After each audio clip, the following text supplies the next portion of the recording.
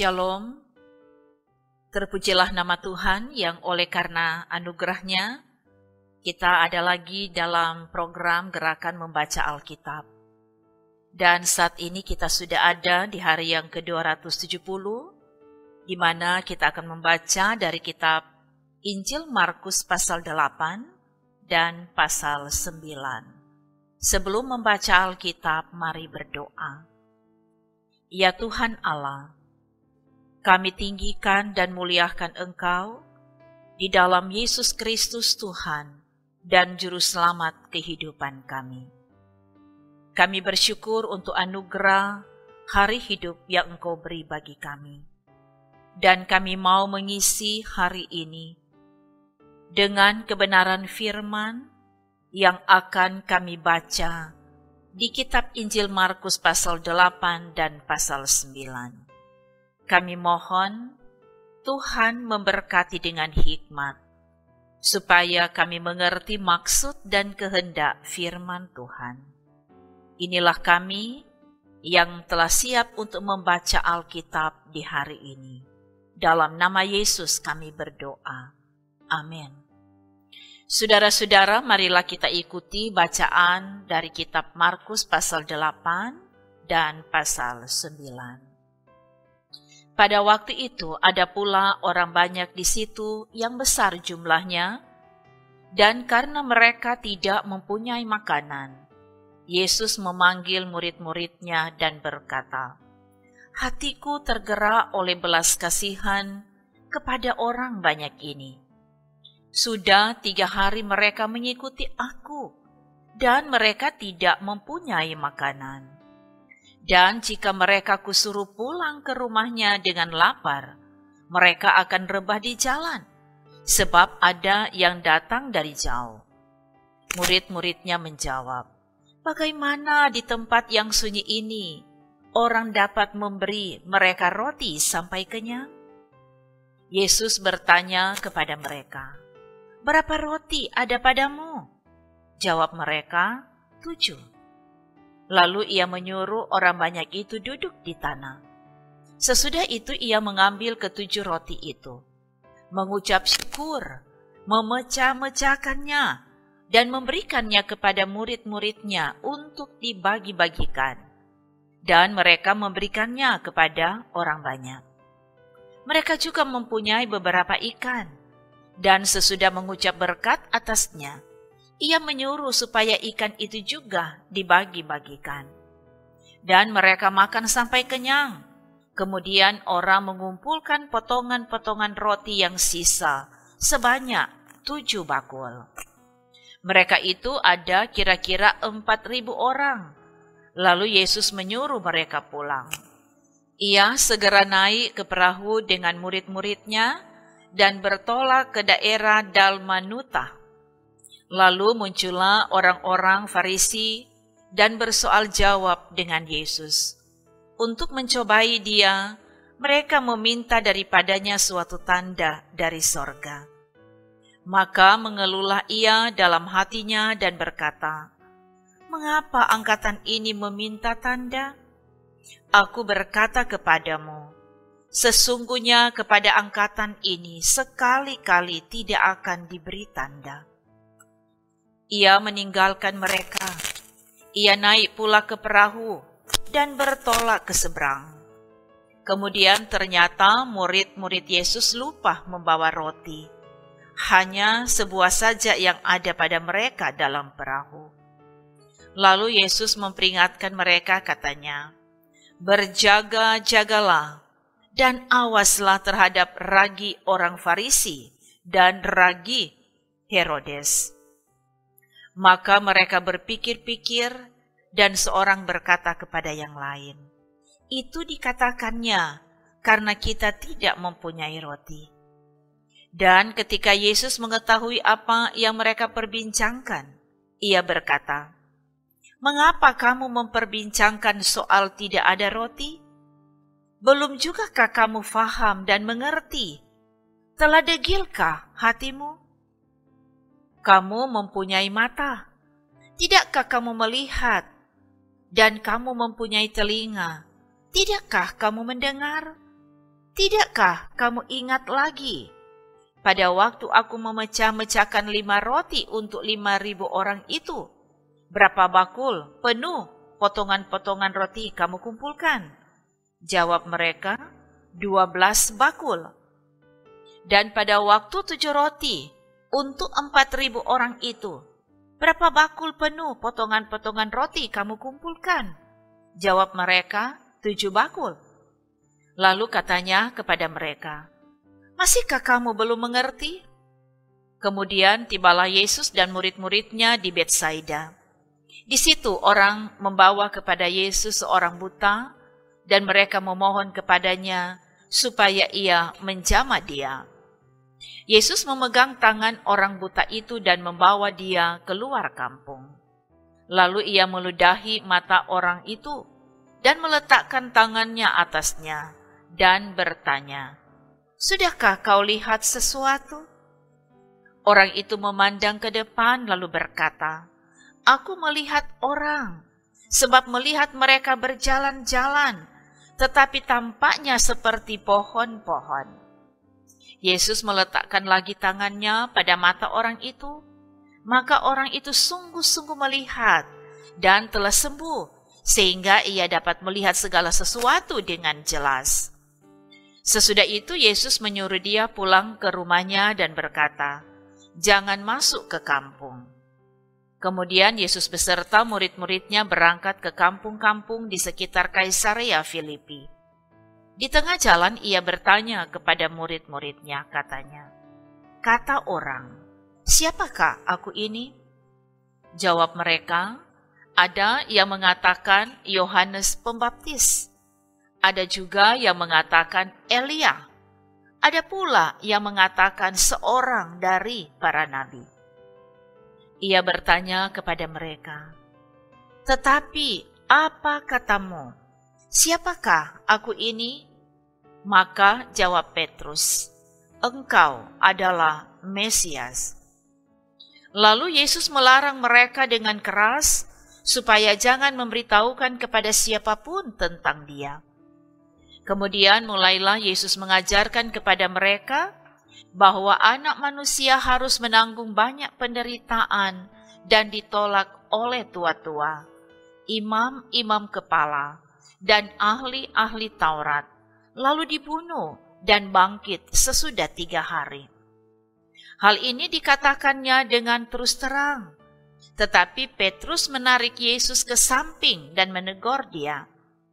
Maka berpalinglah Yesus dan sambil memandang murid-muridnya, ia memarahi Petrus, katanya, enyalah iblis, sebab engkau bukan memikirkan apa yang dipikirkan Allah, melainkan apa yang dipikirkan manusia. Lalu Yesus memanggil orang banyak dan murid-muridnya dan berkata kepada mereka, setiap orang yang mau mengikut aku, ia harus menyangkal dirinya, memikul salibnya, dan mengikut aku. Karena siapa yang mau menyelamatkan nyawanya, ia akan kehilangan nyawanya. Tetapi barang siapa kehilangan nyawanya karena aku dan karena Injil, ia akan menyelamatkannya. Apa gunanya seorang memperoleh seluruh dunia ketika ia kehilangan nyawanya? Karena apakah yang dapat diberikannya sebagai ganti nyawanya? Sebab barang siapa malu karena aku dan karena perkataanku di tengah-tengah angkatan yang tidak setia dan berdosa ini, Anak Manusia pun akan malu karena orang itu apabila ia datang kelak dalam kemuliaan Bapanya, diiringi malaikat-malaikat kudus. Katanya lagi kepada mereka, aku berkata kepadamu, sesungguhnya di antara orang yang hadir di sini, ada yang tidak akan mati sebelum mereka melihat bahwa kerajaan Allah telah datang dengan kuasa. 6 hari kemudian Yesus membawa Petrus, Yakobus, dan Yohanes, dan bersama-sama dengan mereka ia naik ke sebuah gunung yang tinggi. Di situ mereka sendirian saja. Lalu Yesus berubah rupa di depan mata mereka. Dan pakaiannya sangat putih berkilat-kilat. Tidak ada seorang pun di dunia ini yang dapat menggelantang pakaian seperti itu. Maka nampaklah kepada mereka Elia bersama dengan Musa. Keduanya sedang berbicara dengan Yesus. Kata Petrus kepada Yesus, "Rabi, betapa bahagianya kami berada di tempat ini. Baiklah kami dirikan 3 kemah, 1 untuk engkau, 1 untuk Musa, dan 1 untuk Elia." Ia berkata demikian sebab tidak tahu apa yang harus dikatakannya, karena mereka sangat ketakutan. Maka datanglah awan menaungi mereka, dan dari dalam awan itu terdengar suara, "Inilah anak yang kukasihi, dengarkanlah dia." Dan sekonyong-konyong waktu mereka memandang sekeliling mereka, mereka tidak melihat seorang pun lagi bersama mereka, kecuali Yesus seorang diri. Pada waktu mereka turun dari gunung itu, Yesus berpesan kepada mereka supaya mereka jangan menceritakan kepada seorang pun apa yang telah mereka lihat itu sebelum Anak Manusia bangkit dari antara orang mati. Mereka memegang pesan tadi sambil mempersoalkan di antara mereka apa yang dimaksudkan dengan bangkit dari antara orang mati. Lalu mereka bertanya kepadanya, "Mengapa ahli-ahli Taurat berkata bahwa Elia harus datang dahulu?" Jawab Yesus, "Memang Elia akan datang dahulu dan memulihkan segala sesuatu.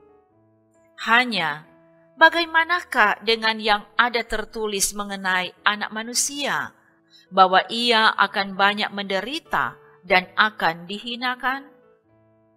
Tetapi aku berkata kepadamu, memang Elia sudah datang, dan orang memperlakukan dia menurut kehendak mereka, sesuai dengan yang ada tertulis tentang dia."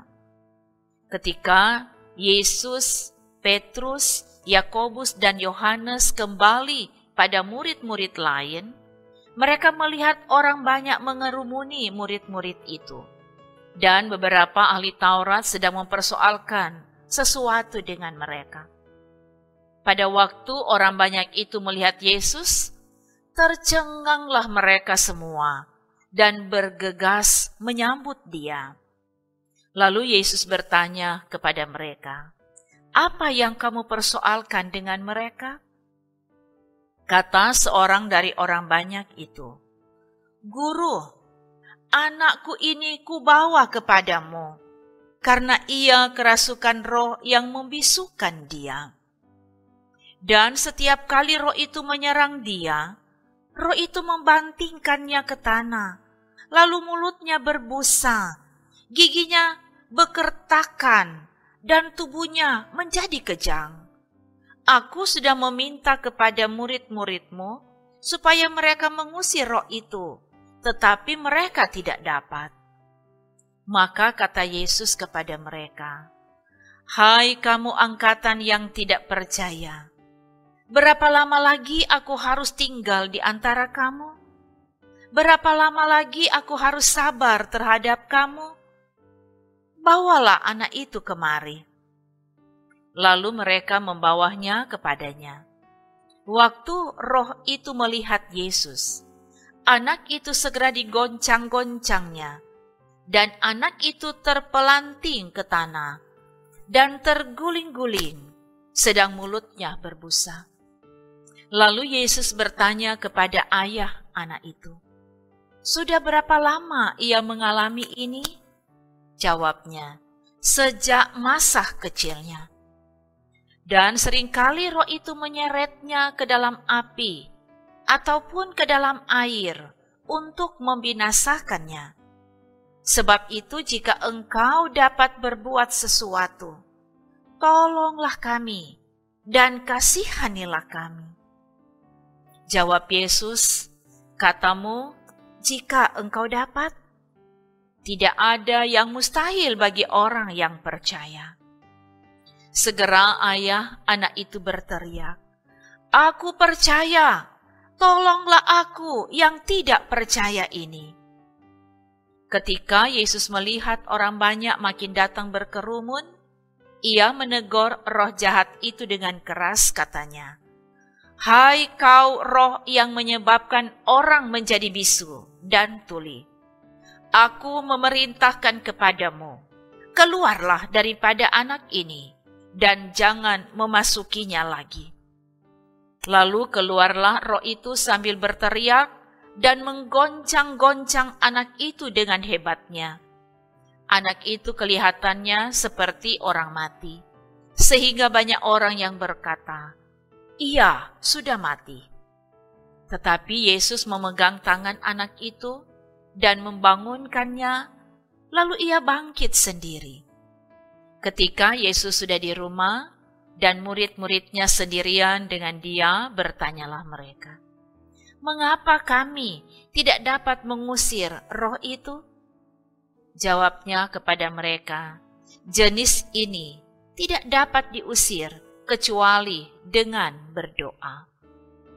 Yesus dan murid-muridnya berangkat dari situ dan melewati Galilea, dan Yesus tidak mau hal itu diketahui orang. Sebab ia sedang mengajar murid-muridnya, ia berkata kepada mereka, "Anak manusia akan diserahkan ke dalam tangan manusia, dan mereka akan membunuh dia, dan 3 hari sesudah ia dibunuh, ia akan bangkit." Mereka tidak mengerti perkataan itu, namun segan menanyakannya kepadanya. Kemudian tibalah Yesus dan murid-muridnya di Kapernaum. Ketika Yesus sudah di rumah, ia bertanya kepada murid-muridnya, "Apa yang kamu perbincangkan tadi di tengah jalan?" Tetapi mereka diam, sebab di tengah jalan tadi mereka mempertengkarkan siapa yang terbesar di antara mereka. Lalu Yesus duduk dan memanggil ke-12 murid itu, katanya kepada mereka, "Jika seseorang ingin menjadi yang terdahulu, hendaklah ia menjadi yang terakhir dari semuanya dan pelayan dari semuanya." Maka Yesus mengambil seorang anak kecil dan menempatkannya di tengah-tengah mereka. Kemudian ia memeluk anak itu dan berkata kepada mereka, "Barang siapa menyambut seorang anak seperti ini dalam namaku, ia menyambut aku. Dan barang siapa menyambut aku, bukan aku yang disambutnya, tetapi dia yang mengutus aku." Kata Yohanes kepada Yesus, "Guru, kami lihat seorang yang bukan pengikut kita mengusir setan demi namamu. Lalu kami cegah orang itu, karena ia bukan pengikut kita." Tetapi kata Yesus, "Jangan kamu cegah dia, sebab tidak seorang pun yang telah mengadakan mujizat demi namaku dapat seketika itu juga mengumpat aku. Barang siapa tidak melawan kita, ia ada di pihak kita. Aku berkata kepadamu, sesungguhnya, barang siapa memberi kamu minum secangkir air oleh karena kamu adalah pengikut Kristus, ia tidak akan kehilangan upahnya. Barang siapa menyesatkan salah satu dari anak-anak kecil yang percaya ini, lebih baik baginya jika sebuah batu kilangan diikatkan pada lehernya, lalu ia dibuang ke dalam laut. Dan jika tanganmu menyesatkan engkau, penggalah, karena lebih baik engkau masuk ke dalam hidup dengan tangan kudung, daripada dengan utuh kedua tanganmu dibuang ke dalam neraka, ke dalam api yang tak terpadamkan. Di tempat itu ulatnya tidak akan mati, dan apinya tidak akan padam. Dan jika kakimu menyesatkan engkau, penggalah, karena lebih baik engkau masuk ke dalam hidup dengan timpang, daripada dengan utuh kedua kakimu dicampakkan ke dalam neraka. Di tempat itu ulatnya tidak akan mati, dan apinya tidak akan padam. Dan jika matamu menyesatkan engkau, cungkilah, karena lebih baik engkau masuk ke dalam kerajaan Allah dengan bermata satu, daripada dengan bermata dua dicampakkan ke dalam neraka, di mana ulat-ulat bangkai tidak mati dan api tidak padam. Karena setiap orang akan digarami dengan api. Garam memang baik, tetapi jika garam menjadi hambar, dengan apakah kamu mengasingkannya? Hendaklah kamu selalu mempunyai garam dalam dirimu, dan selalu hidup berdamai yang seorang dengan yang lain. Demikianlah bacaan Alkitab di hari yang ke-270. Mari kita berdoa. Puji dan syukur dipersembahkan kepadamu ya Tuhan, karena Engkau yang telah memberkati kami di hari ini, dengan kebenaran firman yang sudah kami baca. Kiranya kebenaran firman ini menjadi berkat dalam hidup pribadi dan keluarga kami. Dan ajarkan terus kepada kami untuk memiliki hati yang selalu rindu akan kebenaran firman, sehingga kami dapat membangun kehidupan beriman kami di dalam firman. Harapan-harapan kami, pekerjaan dan pelayanan kami, semuanya kami percayakan dalam tangan Tuhan. Kami percaya yang terbaiklah yang Tuhan sediakan bagi kami, karena kami percaya sebagaimana kata firman, orang yang kesukaannya akan firman, apa saja yang dibuatnya berhasil. Biar kebenaran firman ini jadi bagian hidup kami, kini dan ke depan. Berkati semua yang mengikuti pelayanan ini, dan berkati juga tim multimedia. Terima kasih Tuhan, dalam nama Yesus kami berdoa. Amin. Saudara-saudara, demikianlah bacaan Alkitab di hari yang ke-270 gerakan membaca Alkitab.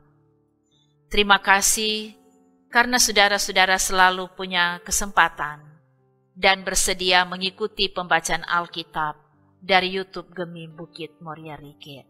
Tuhan Yesus kiranya akan memberkati kita semua, kini dan selamanya. Shalom.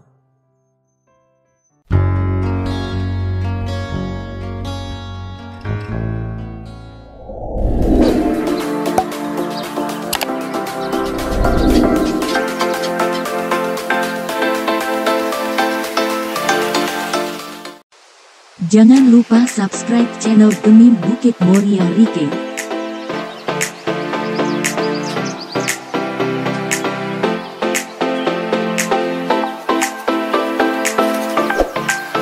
Dan nyalakan lonceng di samping kanan untuk memperoleh info terbaru mengenai ibadah-ibadah yang dilaksanakan.